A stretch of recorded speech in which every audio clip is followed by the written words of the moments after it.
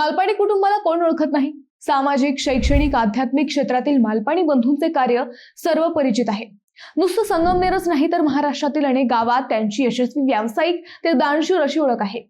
हेच मालपाणी बंधू ऐन युद्धाच्या काळात अबुधाबीला अडकले होते. 2 दिवस एका कौटुंबिक कार्यक्रमासाठी गेलेले गिरीश, राजेश व संजय मालपाणी युद्धामुळे तेथे तब्बल 5 दिवस अडकले होते.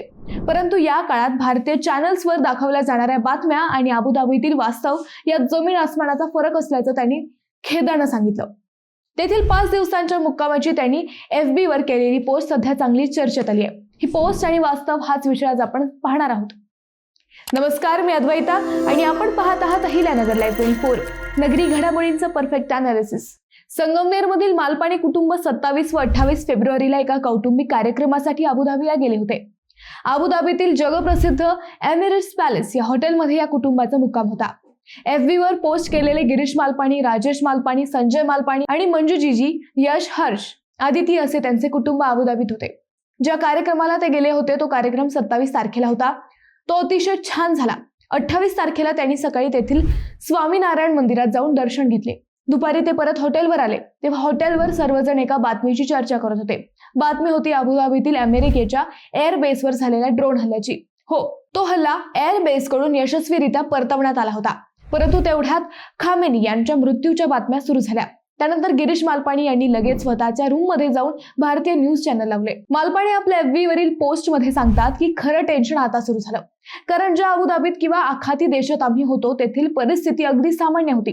परंतु आपल्या भारतीय व महाराष्ट्रीयन न्यूज चॅनल्सवर जणू तिसऱ्या महायुद्धाची सुरुवात झाल्याचं चित्र रंगवलं जात होतं. बातमीदार मोठ्याने ओरडत होते. बॉम्बचे आवाज दाखवले जात होते.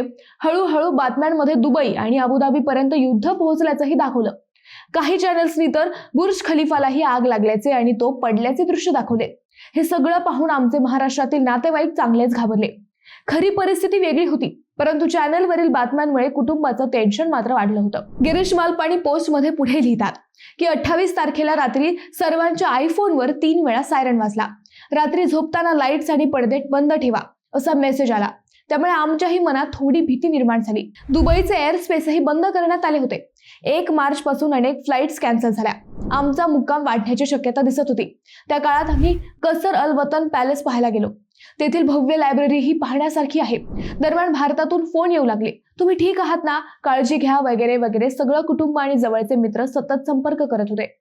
याच पोस्टमध्ये त्यांनी प्रत्यक्ष युद्धाचा पाहिलेला एक अनुभवही सांगितला. ते लिहितात की एक दिवस मी आणि सुनीता बीचवर बसलो असताना अचानक आकाशात मोठा आवाज झाला. वरती वाकडा तिकडा धूर आणि रॉकेट सारखी वस्तू दिसली. एक ड्रोन नष्ट करण्यात आला होता. आम्ही लगेच रूम मध्ये परतलो. दुबईत एका जळालेल्या ड्रोनचे तुकडे पाहून फेअरमाउंट हॉटेलला थोडी आग लागली होती, पण न्यूज चॅनल्सनी त्याचे रूपांतर मोठ्या बॉम्बस्फोटामध्ये केले. युट्यूबवर तर AI व्हिडिओनी अक्षरशः धुमाकूळ घातला. या सगळ्यात अबुधाबी सरकारने एक अतिशय उल्लेखनीय निर्णय घेतला. त्यांनी सर्व हॉटेल्सचा आदेश दिला की जोपर्यंत पर्यटकांना परतीचे तिकीट मिळत नाही तोपर्यंत त्यांच्या राहण्याची व जेवणाची व्यवस्था मोफत करा.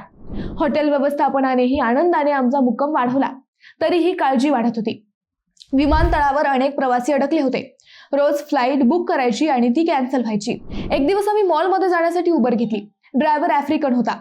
सुनीताने त्याला विचारले, तुम्हाला भीती वाटते का? तर तो शांतपणे म्हणाला, हे सगळं देवाच्या हातात आहे. देवाने ठरवलं तर तुम्ही मोठ्या युद्धातूनही सुरक्षित बाहेर पडू शकता आणि त्याने ठरवलं तर एखाद्या छोट्याशा घटनेतही मृत्यू होऊ शकतो. त्यामुळे काळजी करू नका, परमेश्वरावर विश्वास ठेवा. त्याचे हे उत्तर ऐकून आम्ही खूप प्रभावित झालो. आमची भीतीच कमी झाली. 4 मार्चला अखेर आमचे तिकीट मिळाले. तेव्हा जाणवले आपला भारत खरोखर किती सुरक्षित आहे.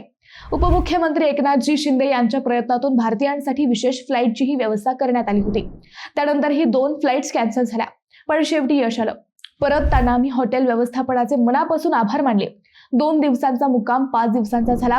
विशेष म्हणजे आमची दुबई मुंबई फ्लाईट कॅन्सल झाली आणि अबुधाबी चेन्नई शिर्डी अशी फ्लाईट मिळाली. म्हणजेच शिर्डीच्या साईबाबांचे दर्शन ठरलेलेच होते. परमेश्वर नेहमी आपल्या सोबत असतो, आपले संरक्षण करत असतो. संगमनेर आणि इतर ठिकाणाहून मित्र सतत फोन करून आमची विचारपूस करत होते. देवाकडे प्रार्थना करत होते. त्यांचा मी मनापासून आभारी आहे, असंही पुढे गिरीश मालपाणी लिहितात.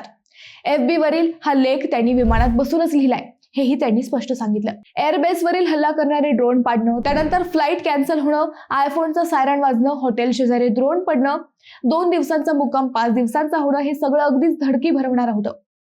परंतु त्यातही चॅनल्सवर दाखवलं जाणारं अतिरंजित दृश्य किती टेन्शन वाढवणारं असतं हेही मालपाणी यांनी आवर्जून या पोस्टमध्ये सांगितलं. देवावर श्रद्धा असल्यावर आपण अगदी सुरक्षित राहतो, असा कृतज्ञता भावही त्यांनी या पोस्टमध्ये व्यक्त केला.